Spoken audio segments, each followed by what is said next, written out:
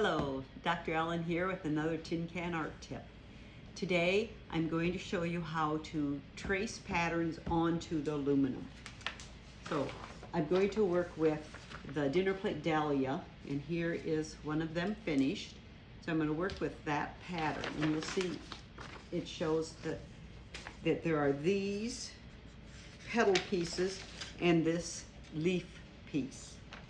And I've already cut all those pieces out, out of from a pattern, and same with the leaf.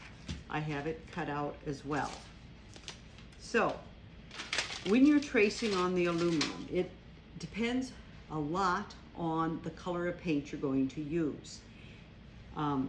If you're using yellow or pale pink or white, then you want to try to mark on the back side of your aluminum, because no matter how hard you try, you're never going to get all of any color painted over. It's always going to bleed through a little with those three light colors.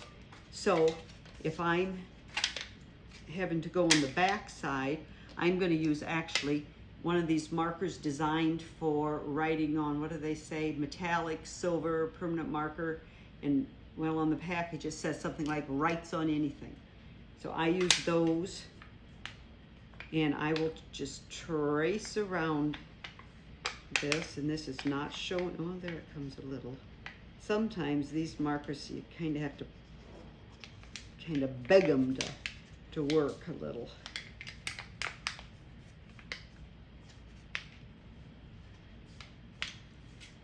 All right, now it's kind of coming out better.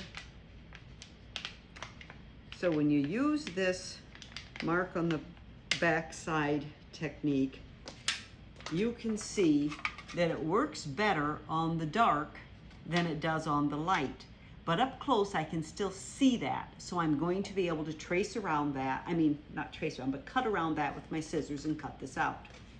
So now, if I were using so that's what I would do if I were using yellow, pale pink, or white. And even though for those three colors I have to use a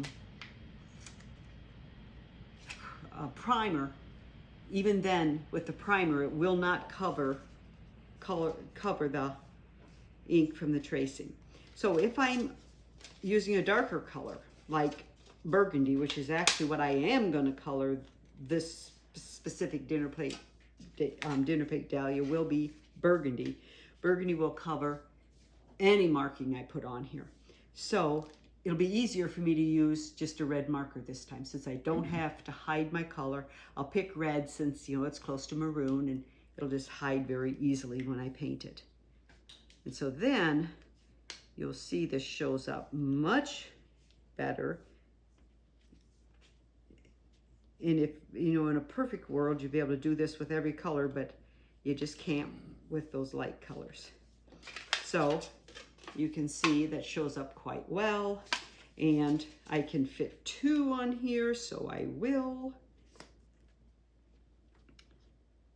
Oops, and I see that I do not have my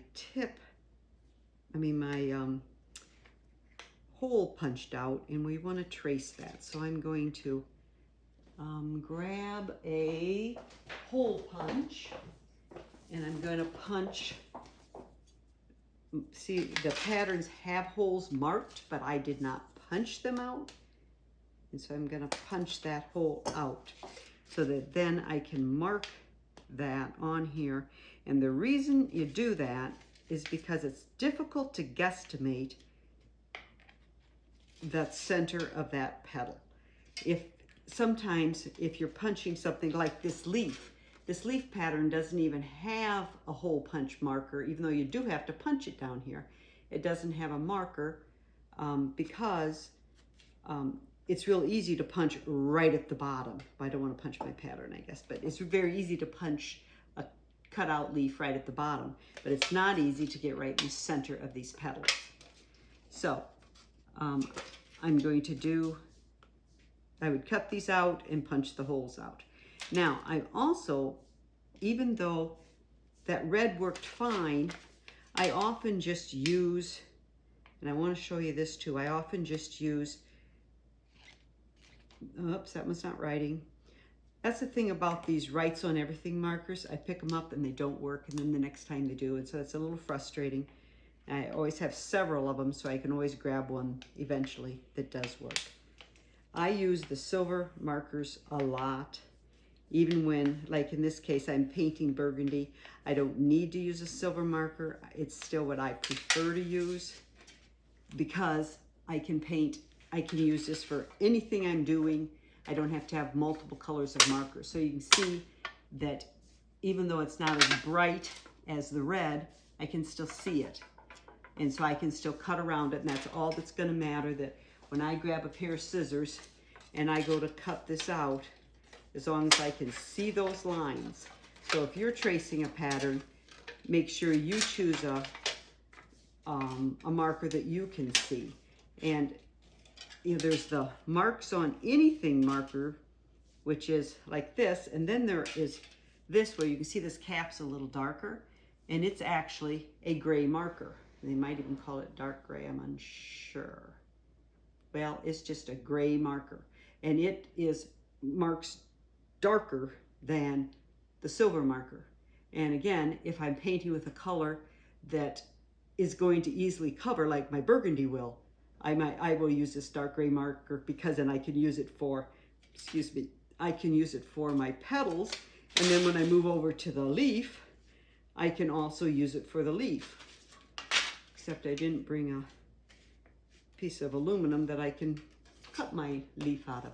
All right, I'm just gonna tell you this, that this is a standard 12-ounce can, and this leaf pattern requires like a tall, thin 12-ounce can or a 16-ounce can, because it's clearly bigger than this piece of aluminum. So I'm not going to trace this one, but if I were going to trace it, I'd probably just go ahead and use this dark gray marker, because again, the green I'm using will cover the dark gray marker, and I know that. I also could use the green marker, because green will also cover the green marker. So you have choices there. It's really the issues are that you don't want to use like a black or a dark blue marker when you're painting with even red, because that'll show through. But you can use red with red and it won't show. And then you don't, again, back to those light colors, just try to mark on the back of the can is your very best bet, or back of the aluminum. And if you really want to mark on the front of the can because you just can't see the back of the can, then try to go with the Marks on Anything light silver gray, because it'll show the least. All right, that's the end of my tip today.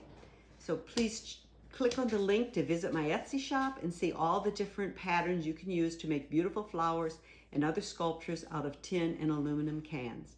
And if you've enjoyed this video, please like it and follow me to help spread the news and learn about Dr. Ellen's tin can art patterns.